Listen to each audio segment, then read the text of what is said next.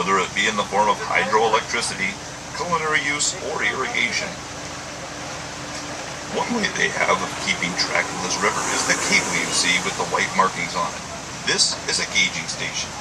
These stations are located at strategic points along the river. They're also marked with those orange balls.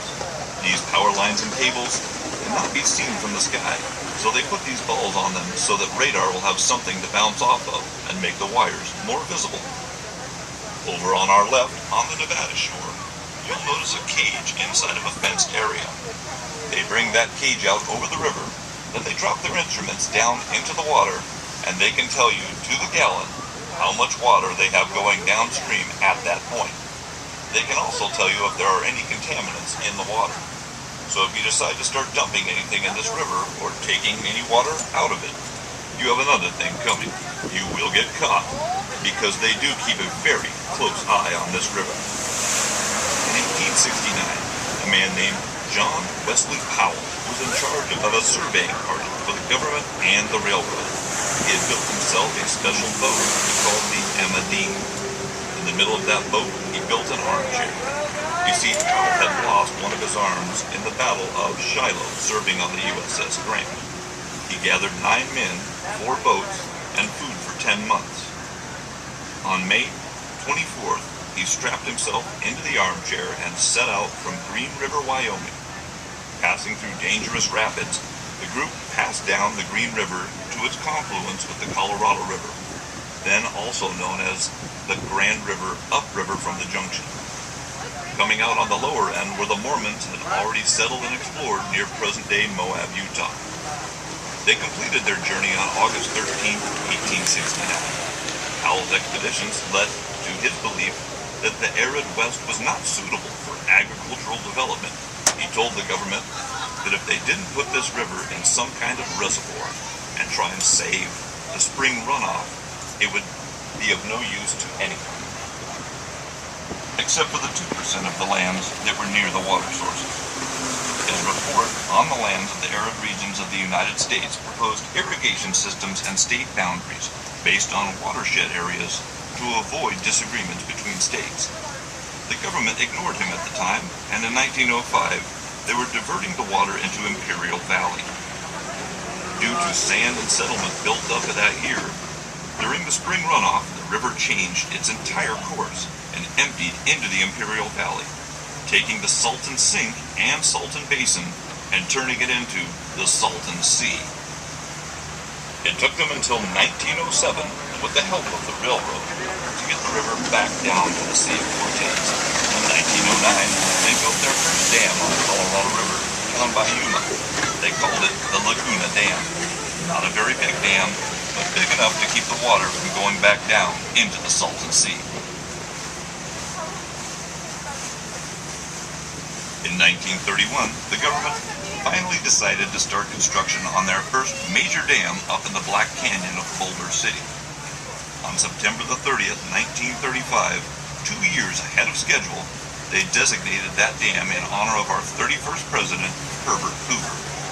Later they changed the name to Boulder, or Boulder City Dam, but in 1947, a congressional act changed it back to Hoover, and it's been Hoover Dam ever since. In 1955, they designated it as being one of the 7 engineering architectural wonders of the world. At 726.4 feet high, it's almost 70 stories tall, is 1,244 feet across at its crest, and has 17 generators. Hoover Dam backs up Lake Mead. Lake Mead has a shoreline of 822 miles. The second and third dams to be built on this river were the Imperial Dam in Yuma and the Parker Dam in Parker, Arizona. They were both completed in 1938. Parker Dam has a little story behind it. When California decided to build Parker Dam, they told Arizona's Governor Moore that they weren't going to let Arizona have any of her water. Well, that upset Governor. It made him downright mad. It made him so mad that he chartered a ship called the Nellie, put the militia on it, and activated the Arizona Navy.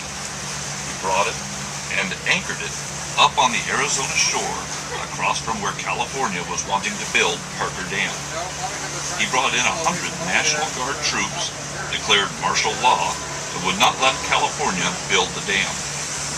After 11 months of negotiations, California finally agreed to let Arizona have some of the water. But to this day, this is still the most argued over, fought over, and litigated body of water in the United States. Parker Dam backs up Lake Havasu. Lake Havasu supplies the city of Los Angeles with 1 billion gallons of water daily for culinary use. This is why California wanted to build Parker Dam. They built an aqueduct from Lake Havasu to Los Angeles that branches off and goes south along the coast to San Diego and is capable of pumping 1 million gallons of water per minute. It is the largest aqueduct in the Southwest. It also was designated one of the 7 engineering, architectural wonders of the world.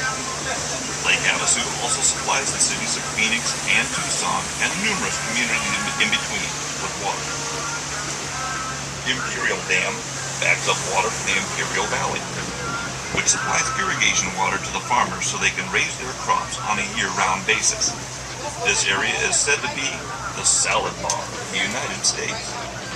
With Yuma being at an elevation of only 50 feet above sea level, the river didn't go very far into Mexico before it became contaminated with salt water.